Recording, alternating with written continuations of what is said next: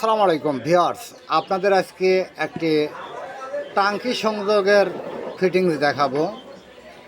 যদি কোনো সময় এক দেড় আর সকেট যদি না থাকে, সেক্ষেত্রে আপনারা কাজ করে বাড়া চলে আসতে পারবেন। আমার এই টেকনিকটা দেখলে, এটা ফিমেল সকেট আর কুল টাঙ্কিতে প্যাচ থাকে।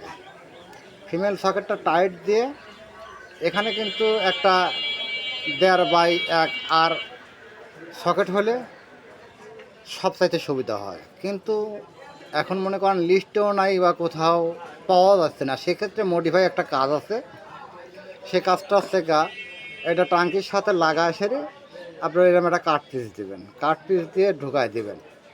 দেওয়ার পরে এখানে এটা কিন্তু সিপিবিসির 1.5 টি, আপনারা টিটা এখানে ঢোকায় দিয়ে টাঙ্কি সংযোগ হয়ে গেল।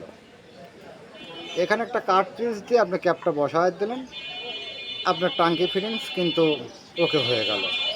ধন্যবাদ, আশা করি বুঝতে পারছেন।